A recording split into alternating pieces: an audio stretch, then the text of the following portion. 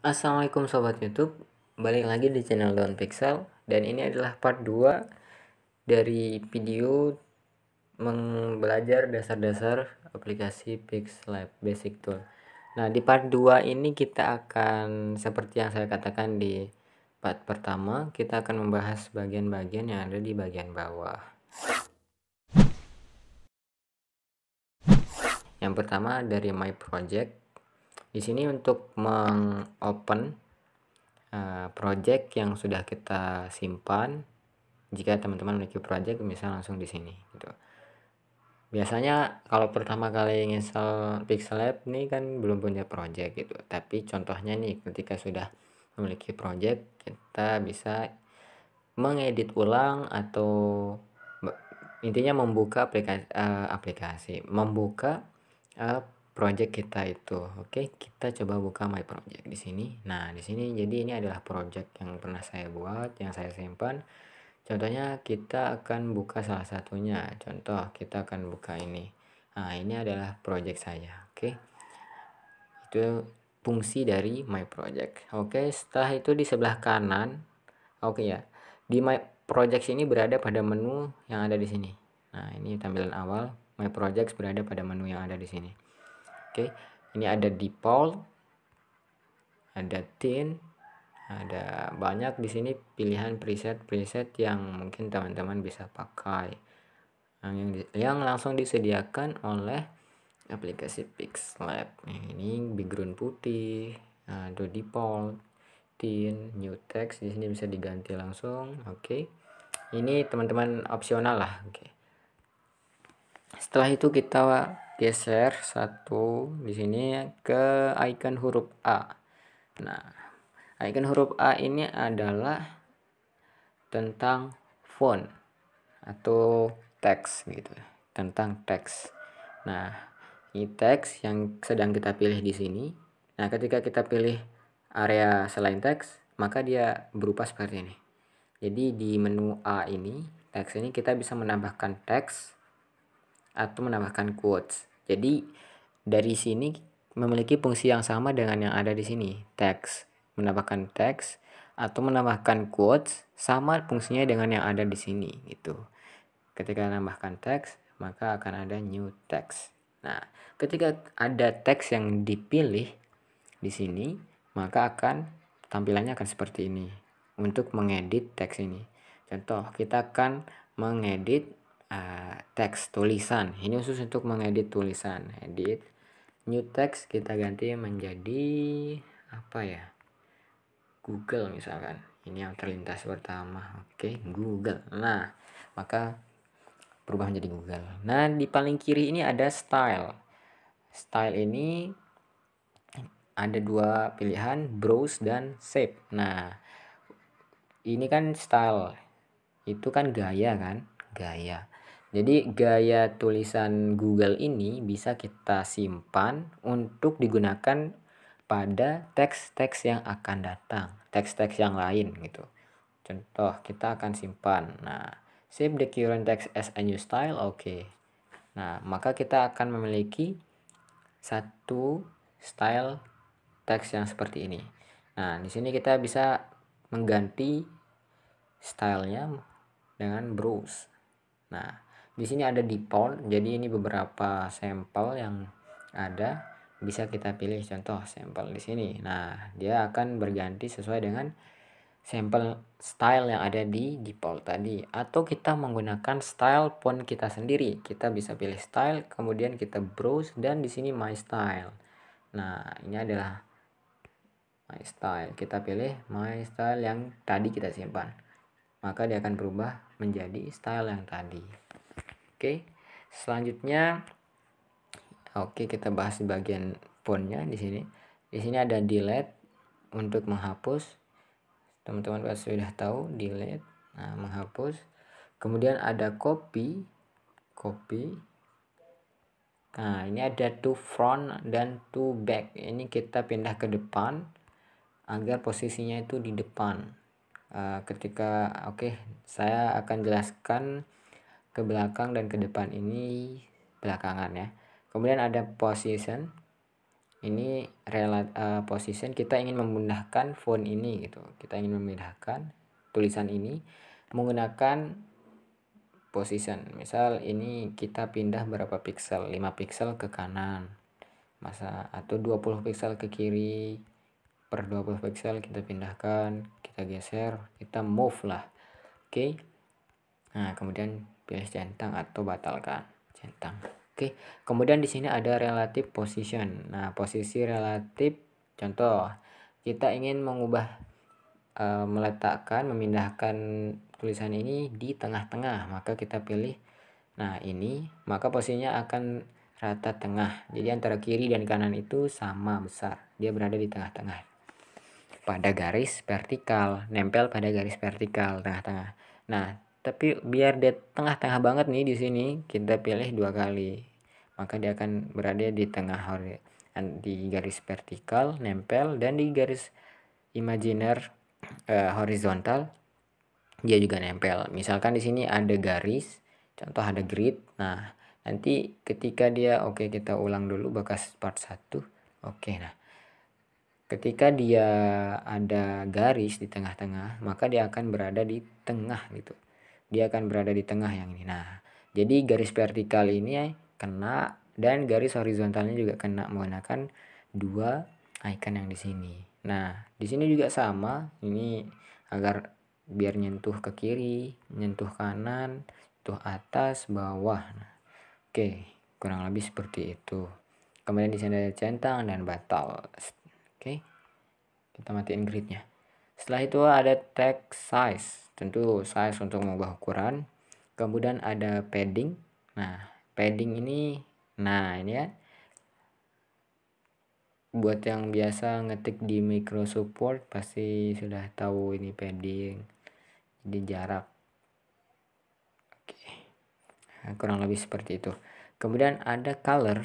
Nah, color warna, untuk mengubah warna. Kita ubah jadi warna-warni ini, warna. Nah, di sini juga ada gradient. Gradient itu perpaduan antara 2 warna. Nah, ini adalah gradient. Teman-teman bisa pilih gradient di sini. Jika teman-teman ingin memilih warna lain, tinggal tekan tombol plus di sini, dan bisa di sini ada warna, banyak pilihan warna, teman-teman bisa setting sendiri. Begitupun dengan gradient, kita bisa memilih 2 warna apa saja. Contohnya, warna pertama di sini kita memilih warna merah. Kemudian di warna kedua kita memilih warna biru contohnya. Maka akan dihasilkan gradient seperti ini.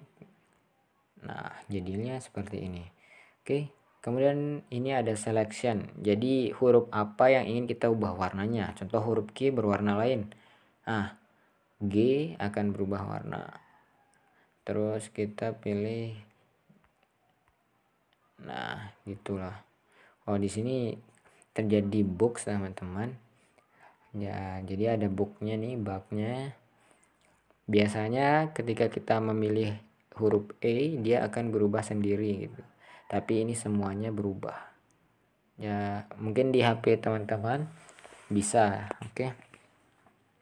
Ini jangan terlalu dipermasalahkan, karena yang saya lihat di internet, di YouTube juga banyak YouTuber yang menyediakan aplikasi mode ya. Saya menggunakan aplikasi yang langsung dari Play Store, developer langsung. Tapi tidak apa jika teman-teman ingin menggunakan aplikasi mode dari hasil mode orang lain. Di sini ada tekstur. Di sini tekstur itu agar seperti namanya, kita ingin membuat tulisan ini memiliki tekstur gitu. Bagaimana cara kerjanya? Contoh, kita pilih gambar. Di sini saya ingin memilih salah satu gambar. Contohnya gambar bunga, di sini daun. Nah, maka tulisan tadi akan memiliki tekstur seperti daun tadi. Nah, seolah-olah kita menggunakan tulisan dengan warna daun persis sama gitu. Nah, ini untuk mengedit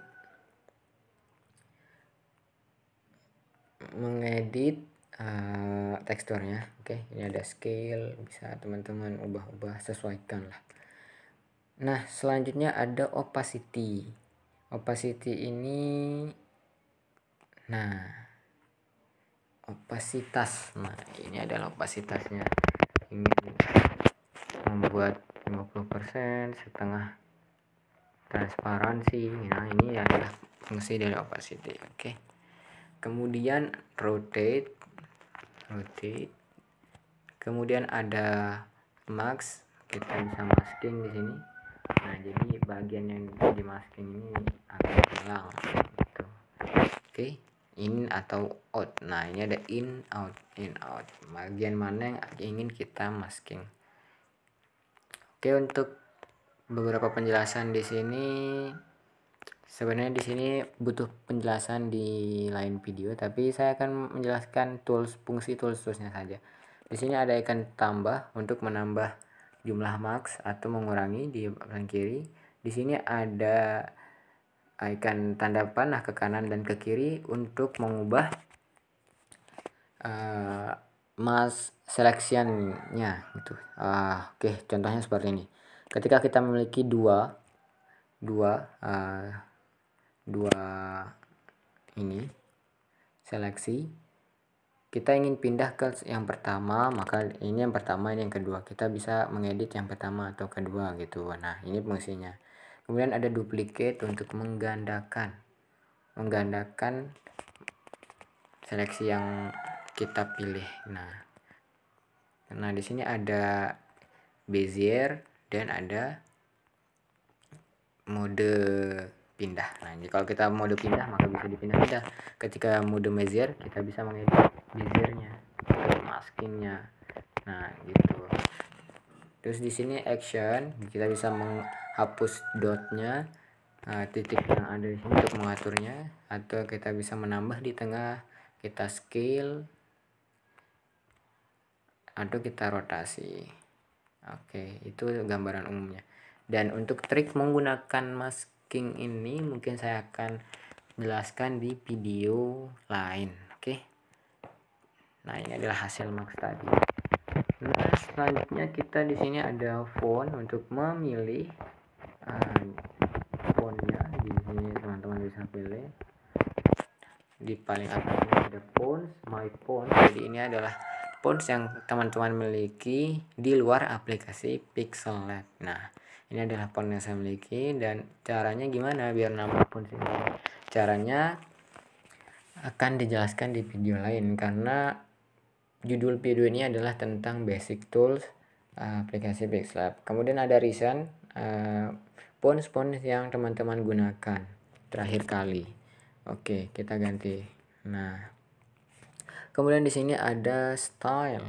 Nah, ini bisa bold, italic, atau underline, atau tidak menggunakan style. Oke, kemudian di sini ada curve. Ini oke, saya praktikkan di tulisan yang ini ya, kurva. Nah, ini, kita bikin lengkungan gitu, lengkungan. Oke. Kemudian ada text background, agar teks ini memiliki background. Sama saja, ada di sini pengaturan paddingnya, ada radiusnya. Radius itu, nah, seperti ini, agar membuatnya tidak tajam. Oke. Kemudian di sini ada color dan gradient, sama seperti fungsi color dan gradient pada sebelumnya, dan fungsi color dan gradient juga sama pada selanjutnya di bahasan selanjutnya. Oke, centang. Kemudian ada align. Ini kita bisa pilih apakah rata tengah, kiri, atau kanan. Oke. Kemudian spasi, jarak antara huruf atau jarak antara kata ketika teks ini adalah paragraf gitu. Kemudian line spacing, ini ketika ada dua teks antara di atas dan di bawah. Contoh Google dan Good. Oke. Hai, oke. Sini. Mana dia? Aduh, kita new text aja dulu. New text, good. Sini just now. Oke. Apa yang terlintas di keyboard saya. Kemudian kita pilih line spacing. Jadi ini adalah jarak antara teks yang di atas dengan yang ada di bawahnya. Oke. Setelah itu di sini ada stroke. Nah, stroke ini itu garis tepi, garis pinggir. Nah, stroke kita bisa perlebar garisnya dan kita bisa memilih warna atau gradien seperti tadi. Oke.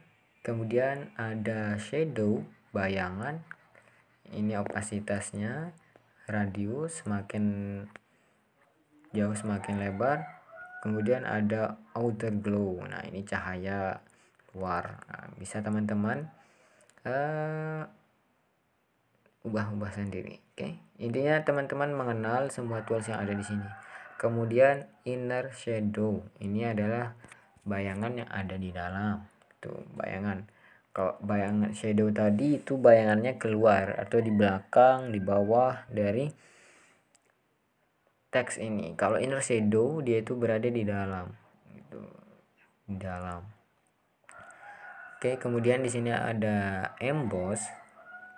Nah, biasanya di emboss ini sering terjadi gagal atau error di emboss seperti ini. Biar emboss itu biar bikin cahaya gitu, cahaya dan terlihat seperti nyata. Ini ada intensity, tapi ini hasilnya ini kepotong, ini biasanya gagal. Tapi ada cara agar hasilnya ini berhasil, dan itu mungkin di video lain kita akan buat secara khusus agar embossnya berhasil. Oke, kemudian di sini ada perspektif. Ketika kita enable kita bisa mengubah perspektifnya gitu. Perspektif. Nah, ini biasanya fungsinya misalkan agak miring seperti tembok gitu kan. Ini bisa-bisa aja sih perspektif. Setelah melihat ini pasti teman-teman langsung paham. Nah, kan perspektifnya berbeda. Oke. Kemudian di sini ada 3D rotasi, X axis. Kita rotasi berdasarkan sumbu X atau rotasi berdasarkan sumbu Y. Oke. Kemudian ada 3D text. Oke, 3D text. Kita bikin teks baru supaya lebih nyata. Oke. Oke. Coba kita perbesar dulu. Kita taruh di tengah, yang lainnya kita hapus. Nah, setelah itu kita kasih praktekkan 3D text. Nah, ini ada perspektif, ada oblique. Kita pakai perspektif, hasilnya akan seperti ini. Ini depth-nya, kedalaman. Darken, semakin gelap semakin terang. Nah, ini rotasi. Nah, bisa kita ubah-ubah. Tuh, nah. Oke, seperti ini. Nah, ini biasanya juga error. Tapi kalau menggunakan simulate lighting ini seperti emboss tadi. Nah, tapi kalau ketika nggak pakai dia ini bisa. Oke, ini ada 3D ya. Itu ini depth color. Depth color itu nih bagian yang dalam itu bentuknya itu warna apa? Bisa auto atau color, kita ubah warnanya, atau gradient juga bisa. Tuh. Kemudian ada oblique ini. Nah, ini hasilnya akan seperti ini. Oke. Sama saja sebenarnya. Sama saja untuk color auto gradient. Oke. Yang di sini ada 3D shadow. Oke, 3D shadow. Nah, ada bayangan di bawahnya nih. Kita bisa atur blur radiusnya, kemudian kita expand. Oke. Kemudian reflection, pencerminan. Nah, dia akan direfleksikan. Kemudian ada offset, jarak antara yang asli dengan hasil cerminannya. Oke, itu saja mungkin untuk bagian-bagian yang ada di teks ini. Terima kasih sudah menonton. Kita ketemu di part 3 untuk membahas icon yang ada di sini. Oke, terima kasih. Wassalamualaikum.